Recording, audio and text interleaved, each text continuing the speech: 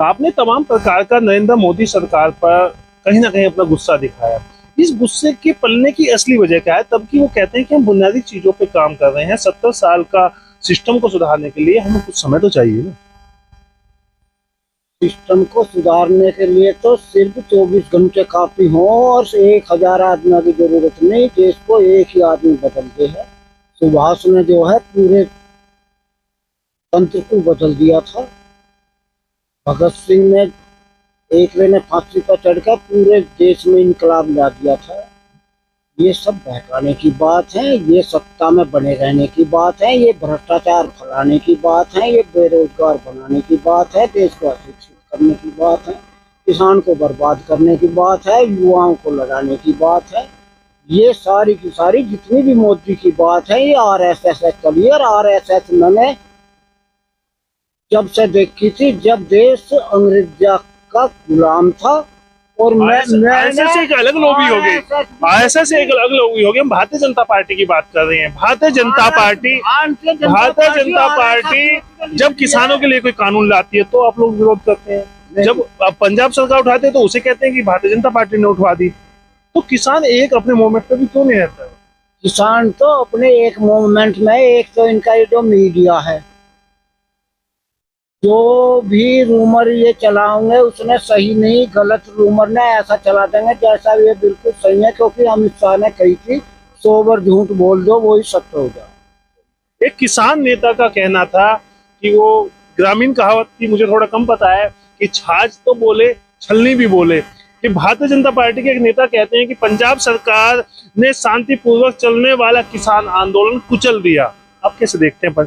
बिल्कुल, भारतीय जनता पार्टी यही चाह रही थी कि जो आंदोलन चल रहा है ये पंजाब में शिफ्ट हो जाए, वो पंजाब सरकार और किसान आपस में लड़ते रहें और भारतीय जनता पार्टी को कोई डिस्टर्ब ना हो। भारतीय जनता पार्टी किसानों के खिलाफ बिल लाती रहे, किसानों का शोषण करती रहे, किसानों की जमीन को हड़पती रही। ये उनकी योजना थी, वो अपनी योजना में सफल हो गए। आज पंजाब के किसान और पश्चिमी उत्तर प्रदेश के हरियाणा के किसान पंजाब की सरकार से, भगत सिंह मान से बहुत नाराज है और उनसे लड़ने की पूरी रणनीति सभी किसान यूनियन ने बना दी है। तो भारतीय जनता पार्टी ने इस कदम का जो आम आदमी पार्टी ने उठाया था उसका पूरा फायदा उठा रही है। तो अब कहीं ना कहीं ज्ञान सेंटर से पंजाब के पाले में जा चुकी है। बिल्कुल, जो है अब तो सबसे पहले तो किसानों को पंजाब सरकार से निपटना पड़ेगा, उसके बाद दोबारा से पूरी तैयारी के साथ फिर केंद्र सरकार से लड़ना पड़ेगा। क्योंकि एमएसपी का जो कानून है हमारा, मिनिमम सपोर्ट प्राइस पे खरीदी गारंटी का कानून, वो केंद्र सरकार बनाएगी। भगवत मान तो बिना मतलब में इनसे वार्ता कर रहे थे, बिना मतलब में उन्होंने पंगा ले लिया कि बुलडोजर चलवा करके किसानों को वहां से उठा करके बंदी बना करके, जिसका आगे आकर के बहुत ही नुकसान आम आदमी पार्टी को उठाना पड़ेगा। तो भारतीय जनता पार्टी तो इस पर पूरी खुशी मना रही है कि आम आदमी पार्टी का किसानों का आपस में झगड़ा हो चुका है। जहां बुलडोजर उत्तर प्रदेश में कहीं ना कहीं अपराधियों के ऊपर चलने का एक कारण बन चुका था, आज वो बुलडोजर किसानों पे चला। कैसे देख रहे हैं? ये बहुत गलत हुआ है और इससे बहुत आहत है किसान और फिर से अपनी योजनाएं बना रहे हैं और आगे चलेंगे। क्या लग रहा है कि राकेश टिकैत जी या तमाम संगठन एक साथ मजबूती से फिर खड़े हो पाएंगे? फिर खड़े होंगे। सारे जितने भी संगठन बने हुए हैं सबकी एकजुटता है और सभी आगे चलेंगे। तो मुझे अंतिम सवाल मेरा आपसे है, जिस प्रकार से संगठन में फूट पड़ी है, आपको नहीं लगता कि एक देश के आगे बड़ा मूवमेंट खड़ा करने के लिए तमाम संगठन को अपने ईगो छोड़ते हुए एक साथ एक ट्रैक पे आना पड़ेगा?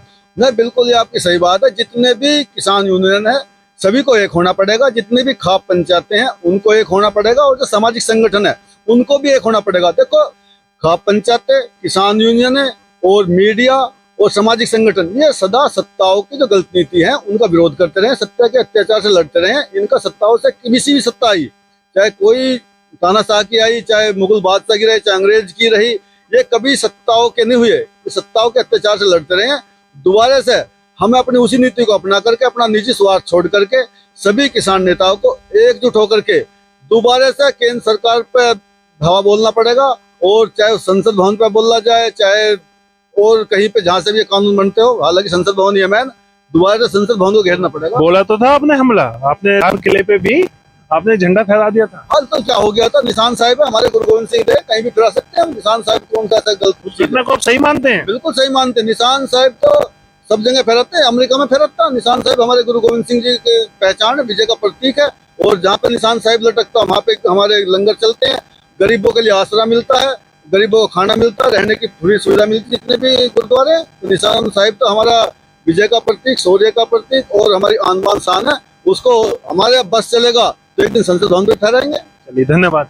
हमारे साथ थे पश्चिम उत्तर प्रदेश और हरियाणा के किसान, जिनका साफ कहीं ना कहीं पंजाब सरकार पे गुस्सा जाहिर हो रहा है। और उन्होंने जो ये पंजाब सरकार ने किया है उसकी घोर निंदा भी की है। कहीं ना कहीं जहां टकराव सीधा भारतीय जनता पार्टी से किसानों का सेंटर में होता था, वो कहीं ना कहीं शिफ्ट होता हुआ पंजाब नजर आ रहा है। वहीं पे एक किसान हमें ऐसे भी मिले जिनका कहना था कि ये पंजाब सरकार जो छोटी सरकार है उसको कहीं ना कहीं भारतीय जनता पार्टी ने कुचलते हुए इस प्रकार की कार्रवाई कराई है कि उसे कहीं ना कहीं राष्ट्रपति शासन का भी दबाव दिया है। अब आगे इस घटना में क्या रुख आता है वो तो आने वाला समय ही बताएगा। आप देखते रहिए हिंदुस्तान समाचार। मैं अभी चौधरी, नमस्कार।